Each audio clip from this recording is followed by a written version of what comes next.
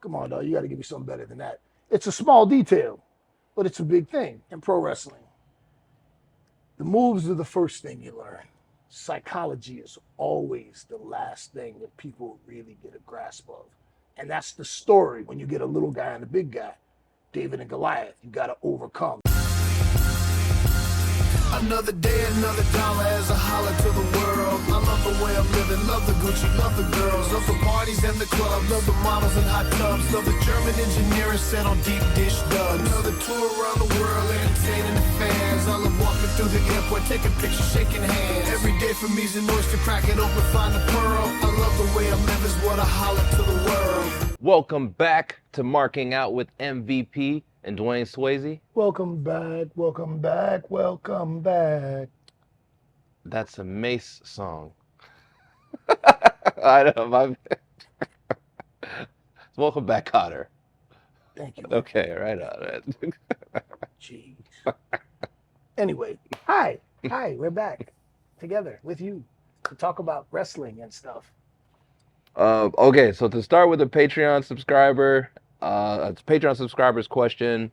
Guys, if you want to be able to send a question into MVP, and we will ask them on the show, make sure you sign up to our Patreon. It is the pinned comment on this video. All right, let's go with Mike Bradley from Louisiana, Gumbo Strong Style. Mike wants to know, do you still have the treatment that got you hired in WWE, and would you be willing to share some of it exclusively on Patreon? Yes, I do still have that treatment because part of the reason that I'm still able to have MVP, and that is on my WWE contract, they acknowledge that MVP is my intellectual property, is because I invented MVP.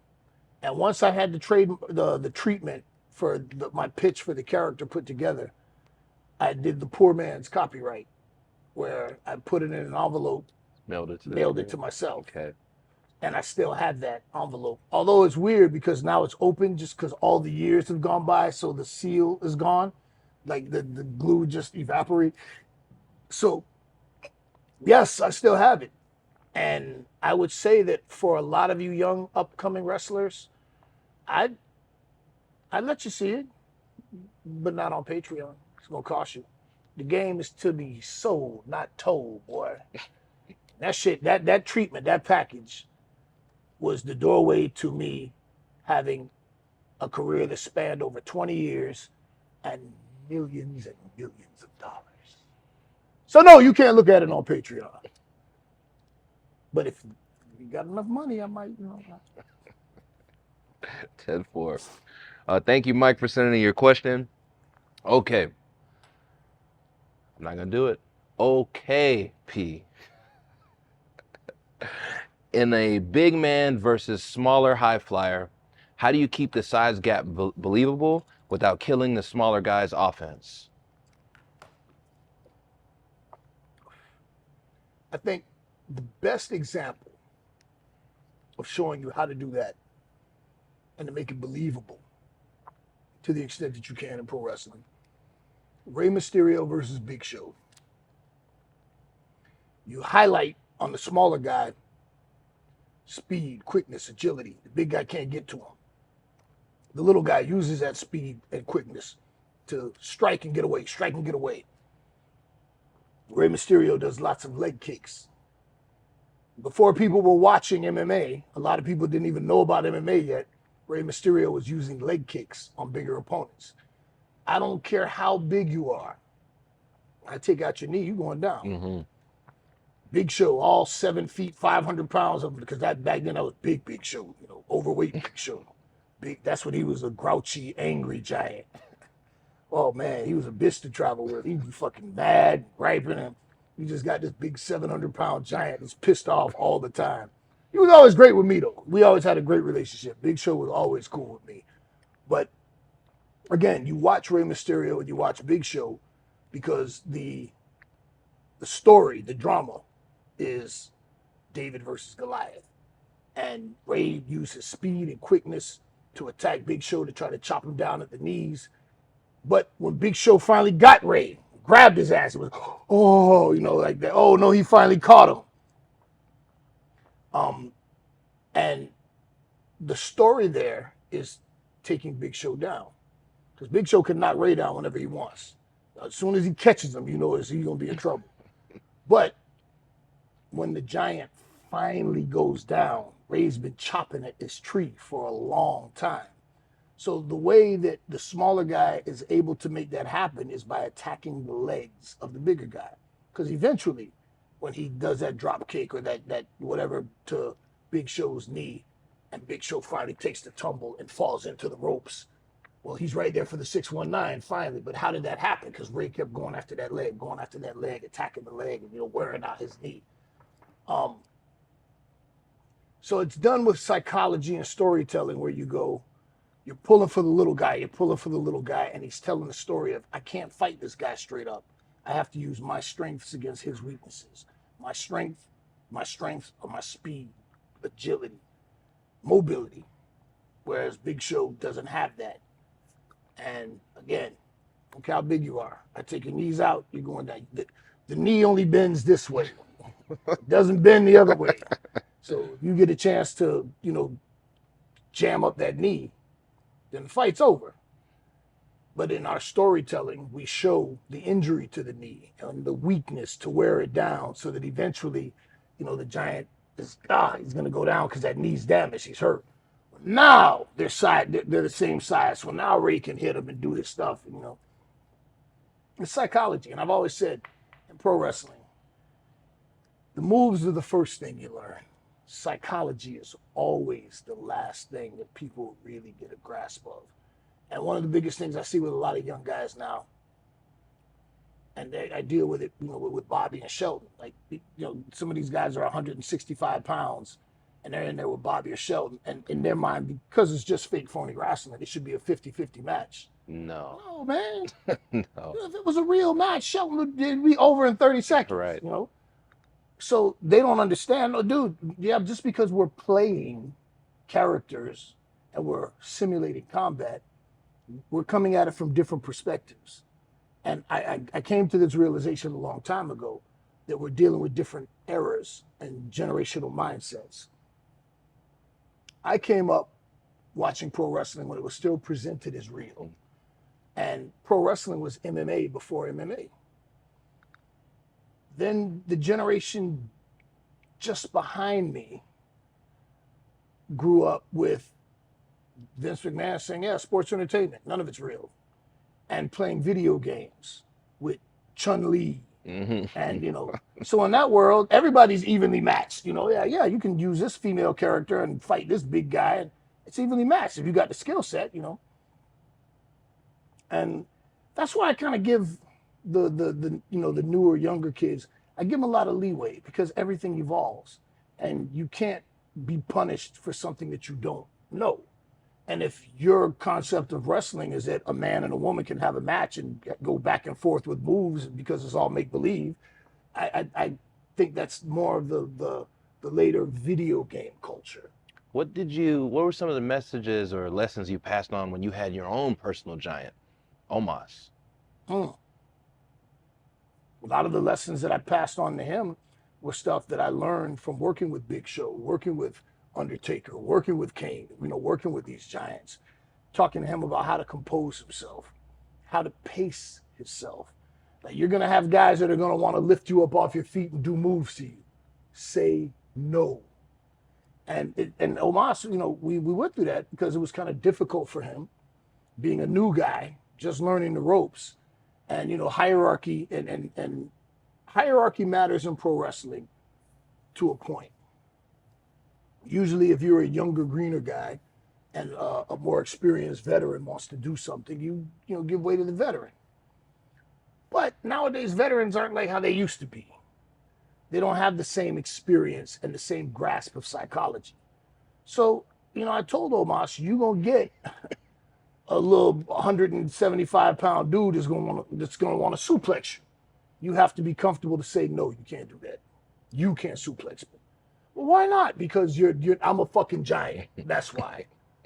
And part of my job with him was to protect him.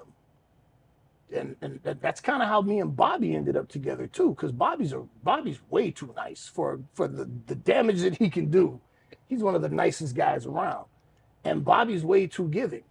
So guys will want to do stuff to Bobby, and Bobby would be like, and I'll be no, you can't do that to him, and Bobby just be like, talk to Pete. Yeah. Like, no, you can't. Would you do that to Brock Lesnar? No. Well, that's Black Brock Lesnar. So no, you can't. No, you can't suplex him. No, you can't power bomb him. Not you. So protect your size. Protect being a giant. And Batista told me that when he was training with Alpha and Sika, they told him some of the best advice ever: work how you look. If you big and jacked up and got all the muscles, you ain't got to do all that flipping and flying shit, because you look like, oh shit, it's going to whoop some ass.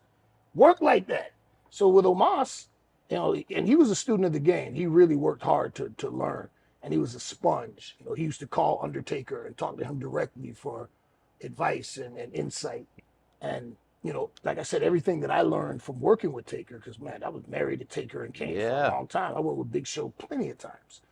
So from working with those guys, I was married to the not so great Khali for a while. So I know good giants, and I know the giants that absolutely fucking suck. Yes, Khali, you suck. And I know there's a billion Indians that are going to be mad at me right now, but you know what? Fuck all of you too. Unless you like me and you like the show, then hey, we're cool. But Khali still sucks. But all of those lessons that I learned from those guys are the things that I gave to Omos. And we'd work with smaller guys all the time. And I remember specifically one or two times that there were some smaller guys that one specific thing that I remember where Omos had the one guy by the wrist. And this is a little guy. I'm not going to say his name because he's a nice guy. I like him. But we were doing the $10,000 challenge where, if you could take the giant off of his feet, I'll give you 10 grand. Okay. And this guy, smaller guy, said at one point where Omos would have him by the wrist, and he would smack his hand away and do something. I said, whoa, back up. I say, hey, man, the giant has you by your wrist and you just smack his hand off? Come on, dog, you got to give me something better than that. It's a small detail, but it's a big thing. This guy's 7'4", nearly 400 pounds, with the hands this big. If he's got you by the wrist, your little ass ain't going to smack his hand away. Right on. If it's you and me, you could do that, just break the leg, that's fine. But no, not this is a giant. Treat him like a giant. And it makes you look better when you're able to finally get him rocking and reeling, So yeah, there's lessons like that. Just protect your size, protect being a giant. And Ray, being the smallest guy always, knows how to tailor his offense to the size of the guy he's working with. And that's the story when you get a little guy and a big guy. David and Goliath, you got to overcome. You got to chop this monster down and eventually get him down. But a lot of younger, less inexperienced guys feel like, no, we're the same size. I could suplex you. And no, man, that's not how it works. And you can do that. You can do the video game style of wrestling. But when you do that, you take something out of it for the fans. You take out the drama and the psychology. And the psychology is what really draws people in, because the story is, how is this little guy going to beat this big guy? And if right away the little guy gets in there and suplexes the big guy, then, oh shit, this should be no problem. What's the name of the giant in AEW? Satnam Singh. Satnam Singh. Have you had any dealings with him at all? Oh, he's a great guy, man. Okay. I like him a lot. We talk, I haven't worked with him at all, but just, talking in the back and hanging out, and we'll have a drink at the bar. And when I first met him, I was fucking with him because he had on a hat, 1 in a billion. And I said, man, you ain't special. I just left one of you motherfuckers, man. I just left one of you motherfuckers over there. You ain't special to me. 1 in a billion in India, but it's 4 billion people on the planet, You ain't the only big motherfucker around here. And right away, that endeared him to me. I started laughing. But giant heat is real. Word? Oh, man, I'm taller than Omos. I'm tall,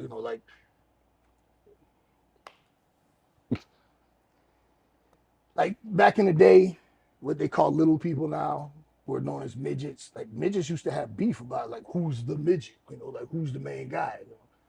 The giant comes in town like I'm the giant, like no, I'm the giant.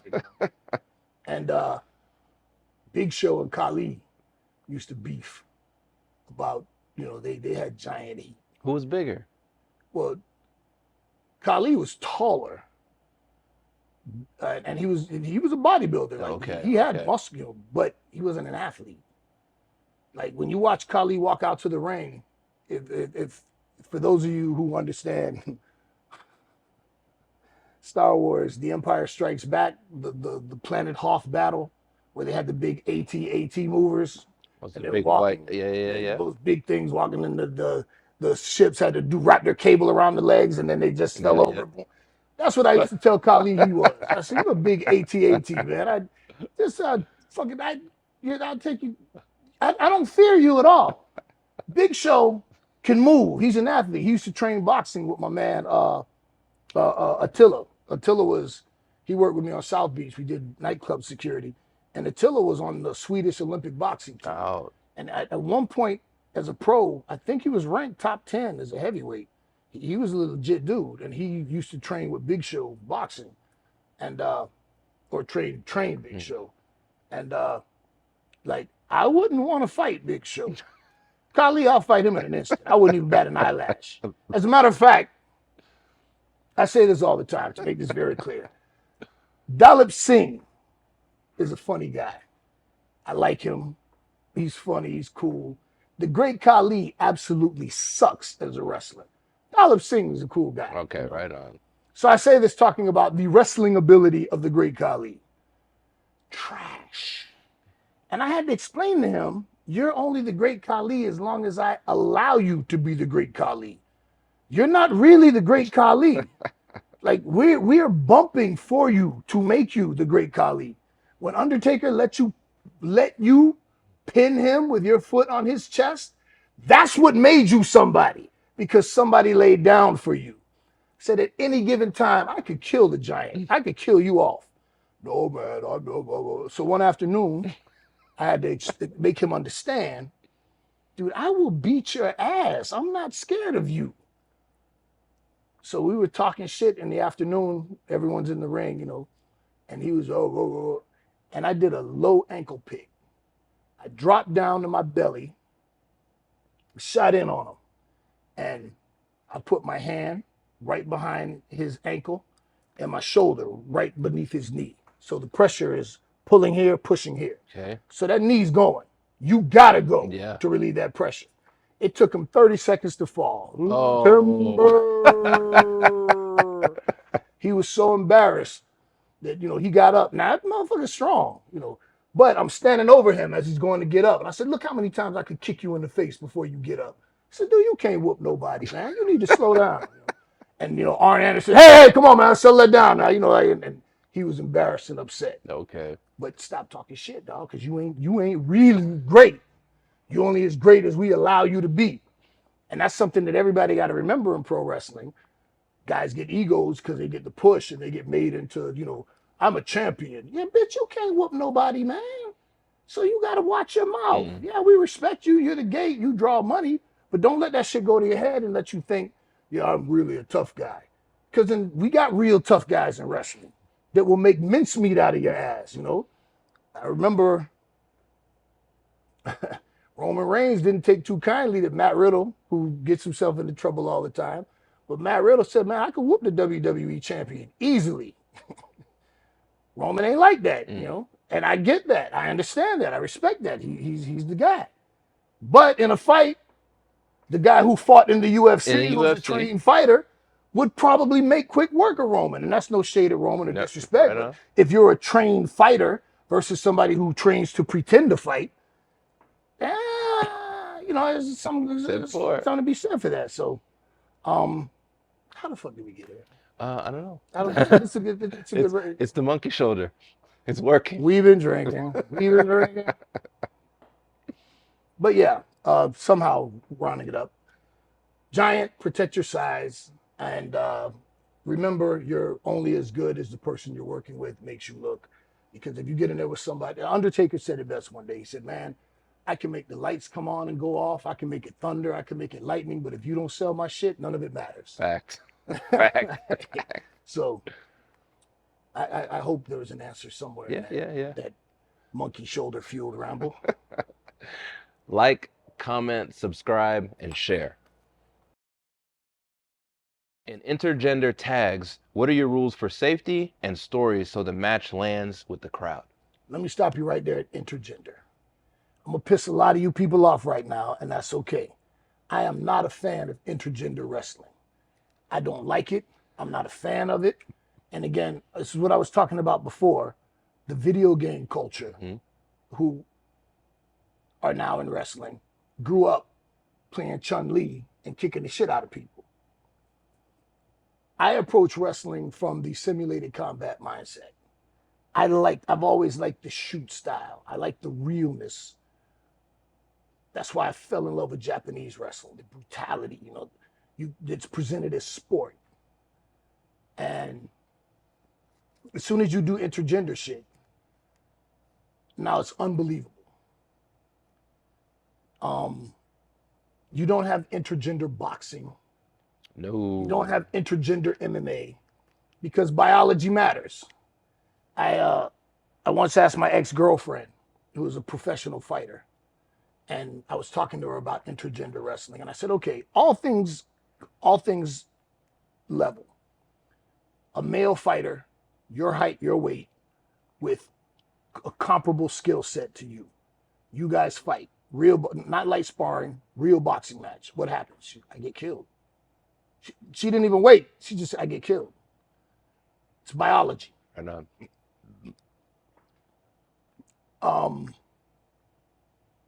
remember when I first got back to WWE and Ronda Rousey was there, and somebody said something about it, and I said, "Man, Ronda Rousey's half my size. She might whoop you. She couldn't whoop me." And he goes, "What, man? She was an Olympic, blah, blah, blah." I said, "Dude, I went up against a 3-time judo Olympian from Argentina in the finals of the IBJJF Masters Ultra Heavy, a guy named Orlando Buccino.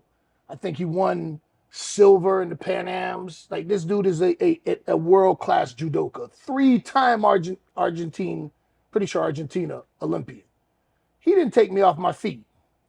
And we went hard it was for the gold medal. Right on. I took silver. I lost to an Olympian. But he couldn't take me off my feet. What's this 120-pound woman gonna do to me?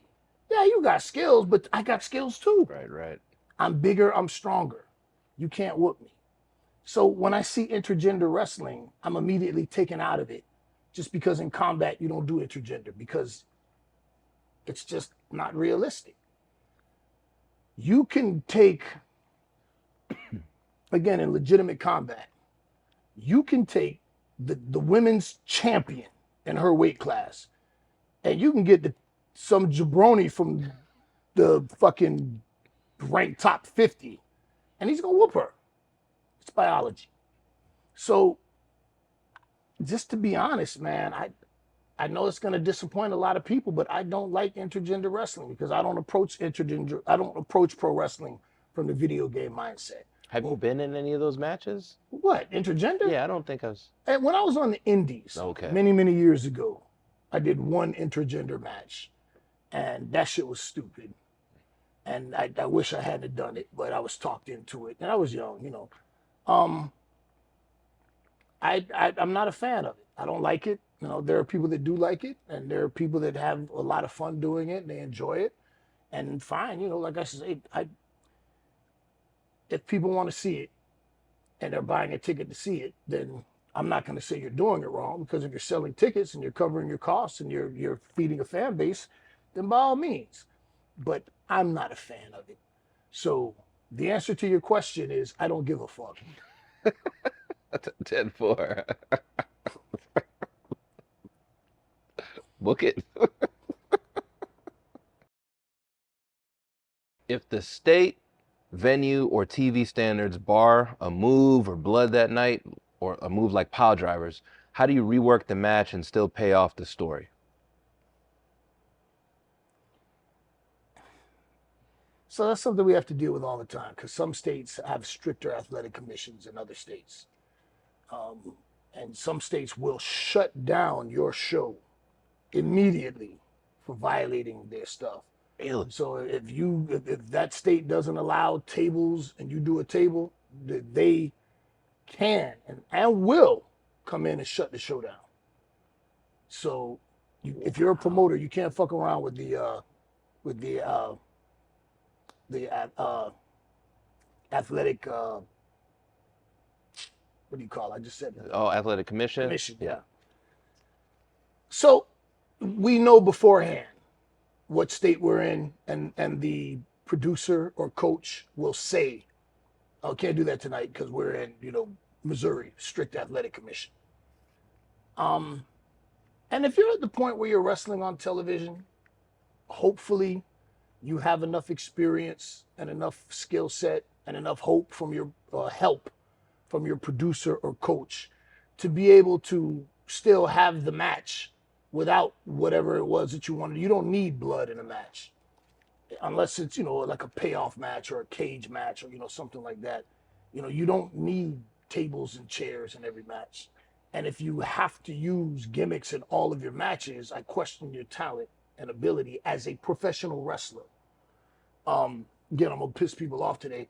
That's why I'm not into deathmatch wrestling. I don't feel that it takes talent.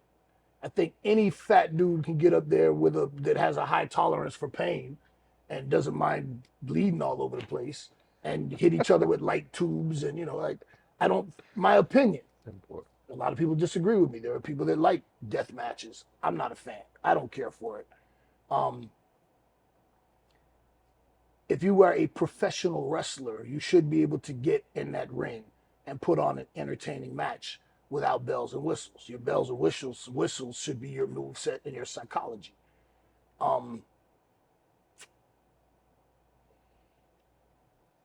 If a pile driver is banned, then there's fucking thousands of moves. You gotta have the pile driver. You need that. Like, there's other things you can do. And if not, then again, I question your ability, your talent. If the only way I could see where blood is needed is if it's a cage match ending a feud, or if it's starting off something, getting heat on somebody to lead into a big deal, and then it should be special because there's no other blood on the show, and this one person gets busted open. It's like, oh man, that's a big deal. And let me make this very clear. I'm not saying that because you got lots of professional wrestlers who also can do the deathmatch stuff and they enjoy it. I'm saying specifically about the deathmatch guys who can't really wrestle. They can just go and break stuff and bleed. 10-4. I don't like that shit. Guys like John Moxley, he likes to do that stuff, but he can wrestle. He can wrestle. He can go out there and have a match without that. It's just his preference. He enjoys that. So if you are in a state with a strict athletic commission, you're told that beforehand. So if you have an idea for something you might want to do, it's up to the producer or the coach to say, no, we can't do that because we're in this state. And then as a professional, card subject to change. You change it, you adjust, and you give an entertaining match, regardless of what you can or can't do, because you can still have a wrestling match. So, and don't fuck around with the commission, because whether or not you have a show is up to those people on the commission. Are they actively sitting in an arena? Yeah. Yeah, they have their representatives there. Certain states, you have to go before the show and see their doctor. They take your blood pressure. They take a few vitals to make sure that you're fit and not healthy. the company doctor. The state athletic commission Wow. will have their representatives there. It's a racket, and that's why Vince McMahon came out years ago and said, "We're not sports combat, we're sports entertainment," because he was trying to get out from paying the athletic commissions. Because the athletic commission is basically like some old mob shit. They tax you to put on a show, and you got to pay the vig, They don't really do anything. They're supposed to be there for your health and safety. They don't give a fuck about your health and safety. They just want that slice of the pie, whatever percentage of the gate they get or whatever the fee is. That's all they're there for. They're doctors. If you got high blood pressure, well, they gonna know he can't wrestle tonight. Okay, I can't wrestle here in Minnesota tonight. So the state athletic commission, the same commission, I'm assuming that would be regulating boxing. It's the exact same Yeah, for professional wrestling. yeah. Because then later on, once WWE said, no, we're not combat, we're sports entertainment, we don't fall under that. Well, then they said, oh, well, we're going to adjust the athletic commission. Now pro wrestling falls under the athletic commission. And you still want to put on a show, you got to pay. Right, Fuck you, pay me. So, yeah, it's a racket. It's just a touch-all. The athletic commissions don't really do anything. They just get a paycheck from the various promoters. Now, maybe in boxing and MMA, the athletic commissions might play more of a hand in fighter safety, but in pro wrestling they don't. Now they don't make a big enough impact on what we do on our health, and I don't think very highly of the athletic commissions and their involvement in pro wrestling. And boxing and MMA maybe is different, but they basically you can't break a table, you can't bleed, that kind of stuff, and it's like, okay, not tonight. right. If you feel that there's a point in this story that you got to get busted open, well, we can't do it in Missouri. We got to wait till we get to New York or wherever, where they're a lot more flexible with those rules. So in summation, you change your shit, and if you got talent and ability, one not being able to do one thing shouldn't really matter. Okay, no problem. We switch and do this. Because I've talked about how many times during an actual match shit goes wrong. Yeah. And on the fly, you got to be able to rock. So, oh man, I lost my razor blade. I can't get color now. Yeah, we still don't get the color. Just stay still. I'm gonna get right over your eyebrow, hard blade. Bam. Nothing changes, or just the location. All right, we can't do it this week. We'll do it next week. But again, one move shouldn't stop you from being able to pay off a match. The whole body of the match should culminate with a payoff, and one move shouldn't make the difference. You should have a skill set and a talent reservoir that allows you to overcome any obstacle like that. It's that time again, man. We've done it again. Sakao, yeah. As a matter of fact, I just had a cool experience recently. I introduced someone to the movie Scarface. Oh. They had never seen Scarface before. Right on. And for years, I've been using little catchphrases or repeating things from the movie. And they had no idea what the fuck I was talking about, which was kind of funny. And I had to explain, am I yayo? Yayo, what is yayo? Where does that come from?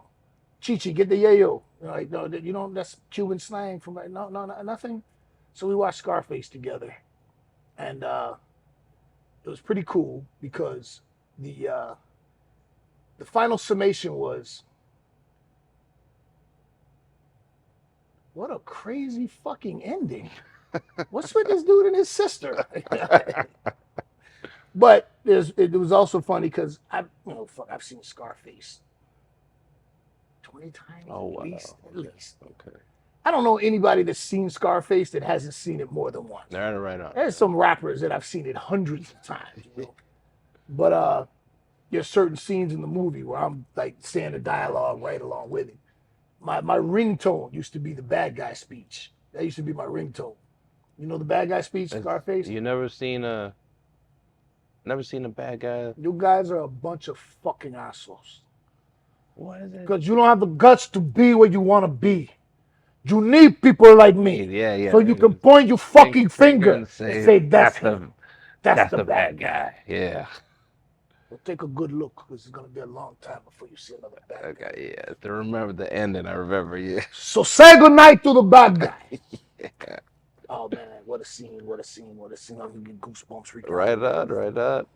But, yeah. Have you seen the original? Or yes, of course. I've never seen that. That's like 1930s or 40s? 30s. Okay. And the crazy thing about it is, the original, it was the same thing, gangster shit, but it was Prohibition era.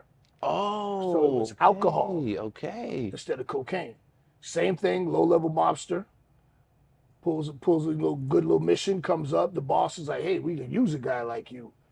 But as he starts coming up, he has big ambitions. Hey man, you think it's too small? We could do bigger. And the boss is like, hey man, I'm the boss here. You know your role. The beats of the movie are the same. Okay. He goes back to his mom and Little Italy, his little sister. Mom's get out of here with that gangster money. Little sister's no, don't go. The phone call with Frank when Tony shows up with Manolo, and they show up and they just tried to kill Tony. You don't remember that part? There's a scene where the boss, Frank Lopez, him and Tony finally have a standoff. And Tony tells Frank, Tony is sitting at Frank's table with Frank's girl. And they show up, and Tony's like, what the fuck, man? I mean, Frank. And he goes, I'm giving you an order. And Tony Montana says, you know what it takes to give orders? Balls. You don't got that. So at that moment, Frank knows, like, okay, this motherfucker gotta go. So at the club later on, that's the scene where the two fucking hitmen try to take out Tony. Okay. He gets Manolo and Chi-Chi and Frank the Pig. Nick the Pig. He says, at 3 a.m. sharp, you call this number.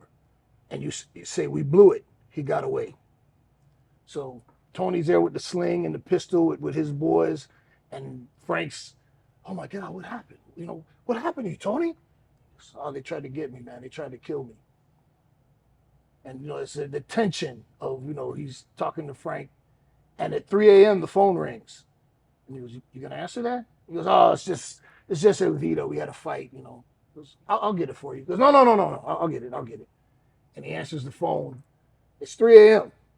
Tony knows what the call is, but he goes, okay, I'll be home in a little while, whatever. You know, he's like, just Evita, you know, the Michelle Pfeiffer, Elvira. And at that point, Tony knows, because that was a play. The hitman just caught the fate. We fucked up. He got away. Tony knew what the fuck was going on, so he knew it was time. And he took Frank out. But the cool part in that scene there was when, Tony, please don't kill me. Tony, please don't kill me. And he goes, I'm not going to kill you. Manolo, shoot that piece of shit. Manny walks up. Bam! He's done. And then the cop sitting there, you know, the crooked cop who just stepped in to tell Tony, you got to pay me this much a month. And give me some first class tickets to, you know, he's sitting there. I told him. And Frank's like, no, Mel, fuck you too. He's like, what? And he shoots him in the gut. You can't kill a cop. Goes, whoever said you was one? And he goes, but Frank Lopez went out on his knees begging for his life. Mel, the crooked cop, fuck you. But in the original, they keep those same beats. Yeah, same shit, same situation. And same thing at the end, man. Goes out in the blades of glory. But and any key dialogue exactly the same? Not exactly the same, but the same spirit, same, you know, beats, you know, the same, very similar. Right. Was it Paul Mooney? Is that who? Not Paul Mooney. God, I'm drawing a total blank, man. I can't remember who was the actor that starred in the original, but it was Prohibition era gangsters. Okay. And then when they release the one in '84, they just updated everything to cocaine.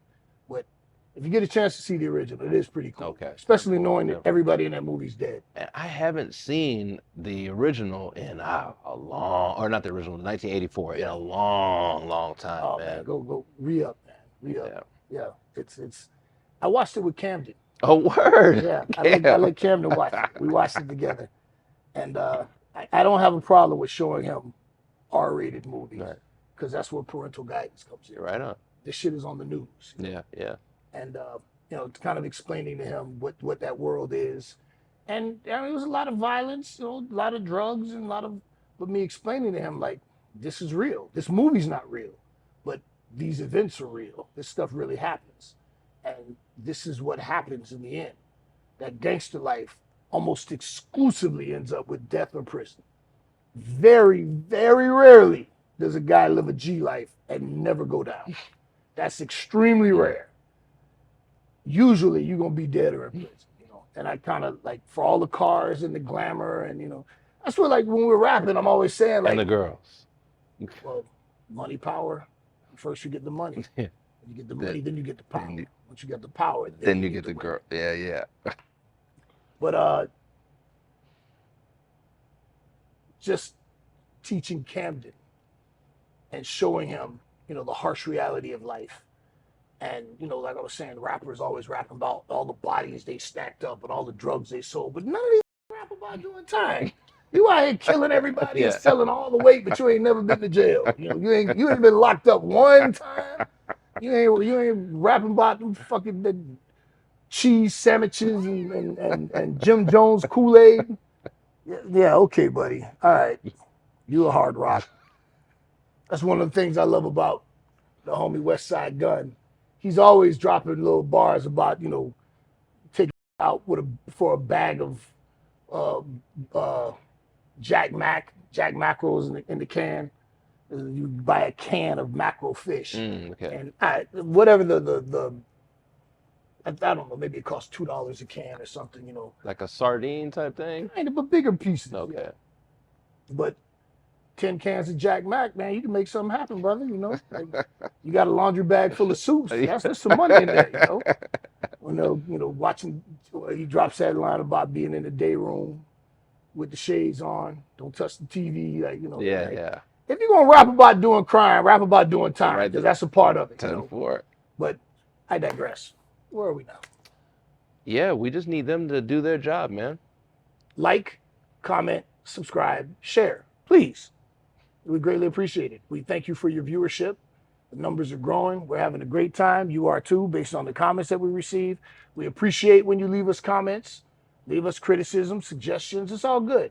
Dwayne is not a bot. He is actually responding to your comments.